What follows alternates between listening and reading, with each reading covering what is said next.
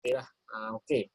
Okey, ni namanya kita guna REG, still guna REG, tapi kita gunakan regress OLS ni terhadap data yang kita telah transformasikan ni. Ni data yang telah kita transform yang semua ni katanya. Ni yang kita dah transformkan. Okey. Lepas tu kita ada constant ni tau. Kita dah create constant ni. Nampak ni? Kita create constant kan? Bila create constant ni, you kena letak no const. Jangan you biarkan. Kalau biarkan nanti ada dua constant. Faham? Okey. Faham sir. Default dia dalam Stata ni, bila you tak letak option ni, maksudnya Stata akan letak constant. Jadi nanti ada dua constant. Jadi kita letak no constant. No const. Maka sekarang ni kita regress. Ni result dia. Biasanya result dia ni standard error ni lebih kecil lah biasanya. Lebih baik lah. Kalau you compare ni 0.47, 0.6. Besar lagi ni. Tak apalah.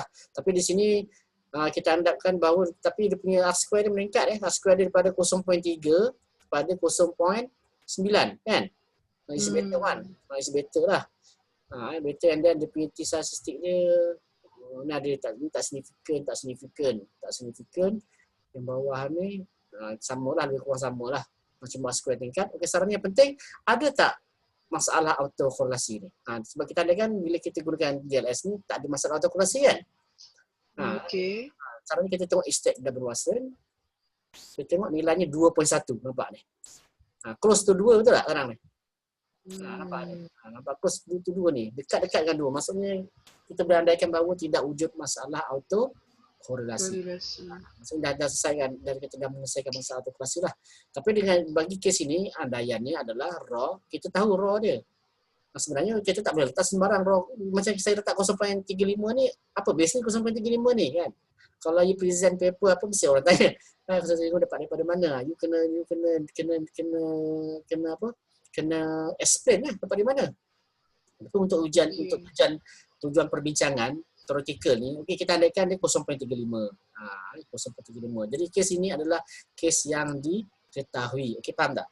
Bila raw ketahui, kita dah letak nilai tu, kita letak nilai ni, kita selesaikan ni. Kita dapat tahulah, kita dapat result yang ni.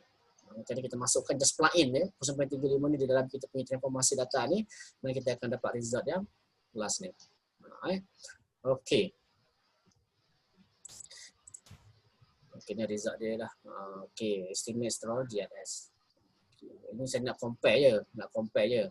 Jadi comparison ni, kalau katakan nak compare ni, you boleh guna command ni. You boleh ambil ni. Ini saya nak, okey. You regress, estimate store GLS. Saya namakan dia sebagai GLS. Carikan GLS. Lepas tu you boleh comparison. Ini dia punya command dia. Ini adalah sebagai compare. Kalau katakan you nak compare side by side dalam satu table, itu je. Bukan regress pun. Ini OLS, ni GLS. Tapi dengan syarat lepas you regress OLS, you kena gunakan command ni. Katakan you regress yang model yang pertama tadi tu, you kena gunakan, lepas regress tu, you letak estimate store. Kemudian namakan dia apa? Namakan dia apa? Dia namakan OLS. Yang ini yang second ni saya namakan estimate GLS. Baru sebab bila you letak estimate store GLS tu, maksudnya segala result REG ni kita buat ni, ni dia punya output lah. The output will be saved into the memory STATA. Dia akan simpan dalam memory STATA. Sebab kita nak gunakan kemudian. Dia akan simpan ni. Sebab tu kita letak estimate store ni, kita nak storekan result ni dalam memory. Lepas tu baru kita keluarkan stock ni. Sebab kita nak jadikan dia sebagai dalam satu table. Yang ini simple je ni. LS, JLS ni cell ni, maksudnya B ni coefficient. Nak letak, kalau buang ni tak ada coefficient, tak ada kat dalam ni. Nak kena letak B ni apa. Kemudian star. Star tu maksudnya kita letak yang star ni, maknanya significant. Dia tak significant, faham? Okey. Katakan you buang star ni, tak ada star lah. Pandai-pandai you cari yang mana significant tak significant. Jadi dia automatic. Dia bagi automatic. Kalau star tu maksudnya kalau 3, maksudnya signifikan pada 0.01. Lebih kuat lah. Kalau 2, 0.05. Kalau 1 star je, maksudnya 0.10. Dia mudahkan. Jadi dari sini kita boleh nampak yang mana signifikan, tak mana signifikan. Yang mana nampak, kita nampak ni, ini signifikan. Ini signifikan juga tapi 0.10%. Dan ini 0.01%. Lebih tinggi lah. Yang lain tak signifikan, tak ada bintang. Itu maksud dia lah. Kemudian ada FT, ni format FMT merujuk pada format 3, maksudnya kita nak masukkan 3 titik kumpulan yang ni. Nampak ni 3.117, 0.196, nampak 3 titik perpuluhan. Kalau nak letak panjang lagi, letaklah 5 ke 6, jadi akan panjang nanti lagi. Faham? Okey, faham sir. Dia punya titik ni format titik perpuluhan. Okey, lepas tu ini B ni merujuk berapa kali. Maksud kita nak AP perkali. Ini perkali dia ni. Ni perkali dia. Kalau tak letak nanti tak keluar perkali tu. Okey, lepas tu takkan perkali je. Biasanya kita nak tengok standard error juga kan. Letak standard error. Ni standard error ni kat bawah ni. Tapi standard error ni nak bagi spacer supaya bezakan dengan yang ini, kita letak kurungan. Itu memang biasalah orang letak kurungan bawah ni kan. Kalau tengok jendela tu ada kurungan kan. Jadi kurungan tu mungkin standard error ataupun mungkin statistik. Dalam kes ni saya nak masukkan standard error. Tapi nak bezakan dia dengan angka kali tu, saya letak kurungan. Jadi macam mana nak timbul kurungan ni? Letak sini PR. PAR ni merujuk pada angka ni, nilai standard error ni akan dikurungkan. Letak parenthesis. Parenthesis. Okay, faham? Lepas tu saya letak format 3. Format 3. Inilah dia. Ini dia akan keluar ini semua nanti. Lepas tu letakkan statistik ni je. Mungkin saya nak tengok statistik lain. Saya letaklah stack apa yang nak tengok. Tengok F ke. Ni degree of freedom residual. Ni degree of freedom lah maksudnya. Darjah kebebasan. RSR, R square dan semuanya lah. Ni masukkan tengok di sini. Okey, itu je lah. Tapi nak berlanjut, you kena tengok head tu. Benda ni kena ada bengkel sebenarnya. You boleh, simple je. You boleh tengok head tu, you boleh baca. Nanti dia terangkan juga lah. Dalam kata tu. Benda ni kena selalu praktis dan kena rajin explore. Saya pun banyak benda yang tak tahu, kena explore juga. Benda ni. Dia tak bukan automatik you boleh pandai je, tak ada. You kena belajar. Kena explore, kena rajin explore lah baru you mahir. Okey. Okey, ni faham tentang GLS ni? Okey, faham sir. Okey, yang itu GLS ni adalah bagi kes yang mana kita tahu nilai value of the raw. Nilai raw. Raw tahu. Tapi dalam dunia sebenar, dalam kes sebenar, kita tak tahu. Betul tak? Tahu nilai value of the raw tu. Jadi macam mana? Macam mana tak tahu nilai of the raw tu? Okey, jadi di sini kita kena cari, kita kena kira value of the raw tu berulangan. Iteration ataupun lelaran lah. Berulangan. Kita kena cari sampai dia memusat.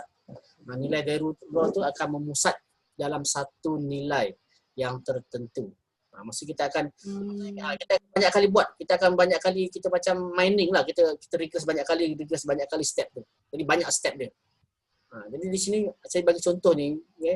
Saya bagi contoh lah. Maksudnya di sini untuk dapatkan nilai raw yang tidak ada ketahui ni, dia ada 3 kaedah.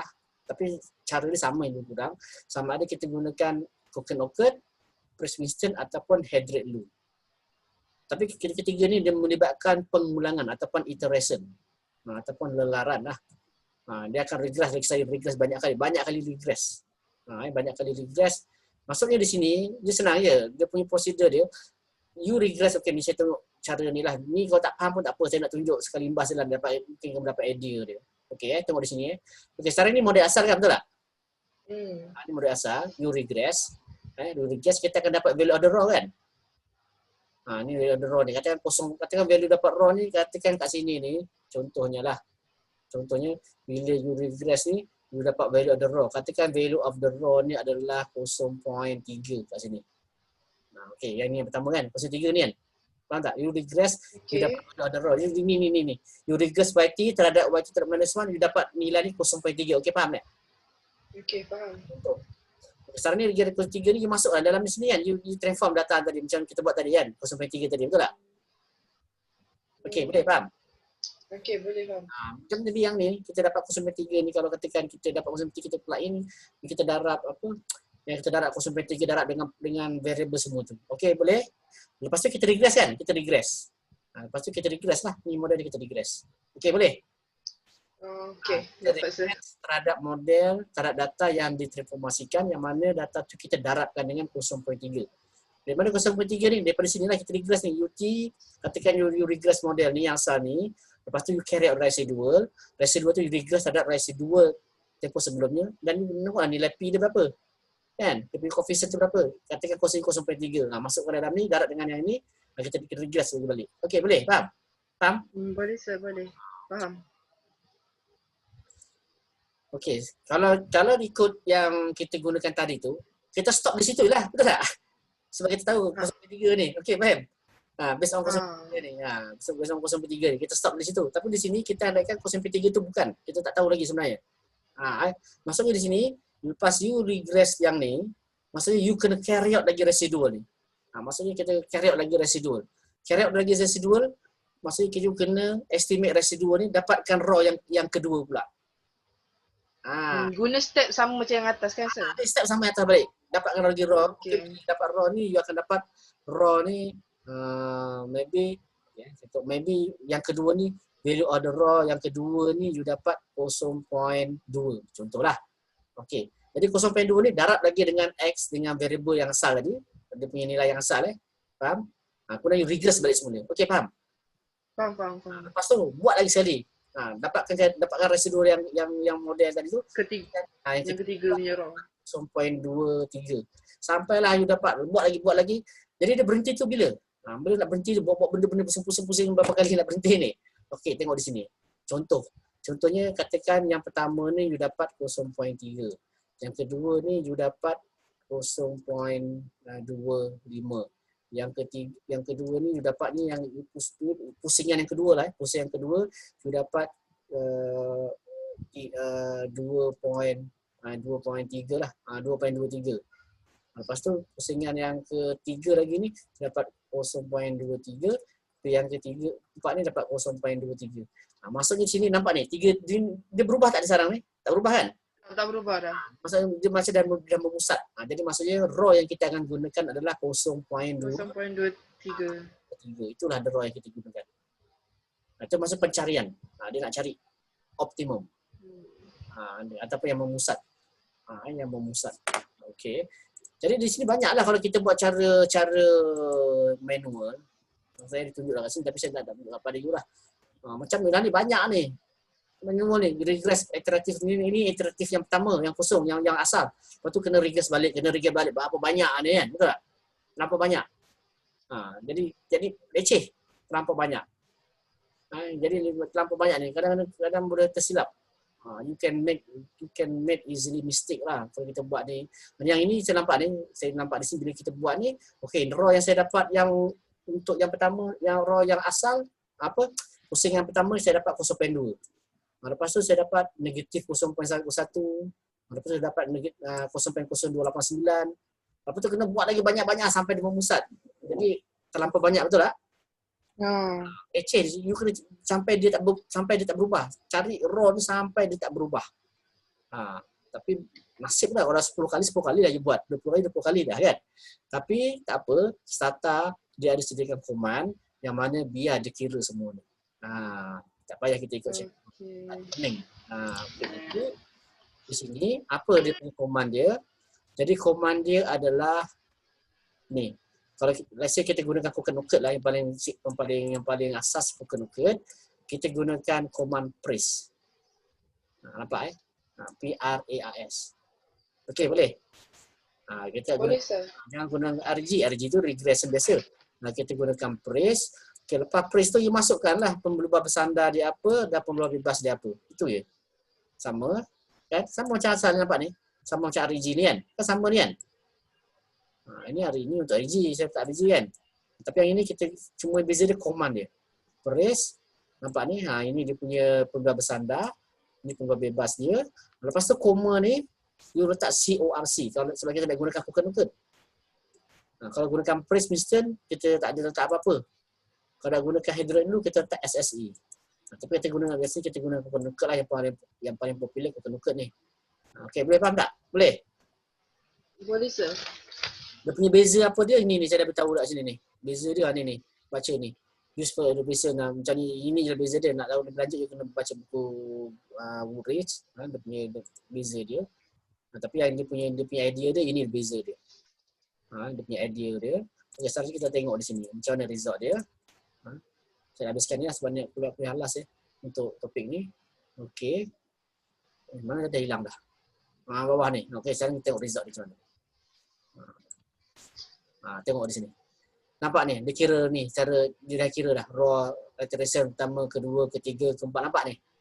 Yang kita buat tadi ni lah. Yang cara manual tadi, nampak? Kita akan Sampai 7 dapat, kali dia buat. kita akan dapati ni, punya value ni dah memusat kat sini ni. Ni yang dia. 0.2934. Jadi kat sini lah, yang ini ni, itu yang dia akan letak di sini ni. Dia punya report dia, raw yang gunakan. Nampak? Ini lah raw yang digunakan. Faham? Faham sir. Raw yang last. Inilah dia. Dia sama juga macam GLS tadi. Cuma GLS tadi kita andaikan kita tahu. Faham tak? Kita tak melakukan pengulangan tadi GLS. Kita ambil okey 0.93 terus kita transform tu result dia. Okey, faham? Faham. For this one we need to doing the iteration. Pengulangan ataupun lelaran lah. Kita gunakan step 1, step 2, kita gunakan kita regress until the value of the raw is concentrate at the one number. At one value. 0.2934. Ini dia value dia. Ini dah result dia. Jadi yang ini adalah result bagi GLS. Dia GLS sebenarnya. GLS. Tapi bukan GLS. Kita gunakan FGLS. Feasible maksudnya GLS tu kita tahu dari on the raw. Tapi sebab kita gunakan iteration dia pengulangannya, dia kenali sebagai FGLS. Feasible. Terlaksana lah. Feasible. Maksudnya kita kena cari nilai tu. Okey. Jadi jarak ini adalah value coefficient lah yang telah ditransformkan. Variable yang kita transformkan dengan nilai raw ni adalah 2.933587.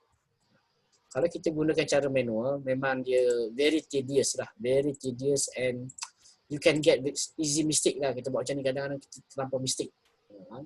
Yang kita buat satu ini baru 3 langkah saya buat ni. Kita pun belum memusat lagi ni. Dia kena banyak kali sampai memusat. Tapi tak apa. Sebab kita hanya gunakan command yang beri oleh Stata. Simple. CORC buat press.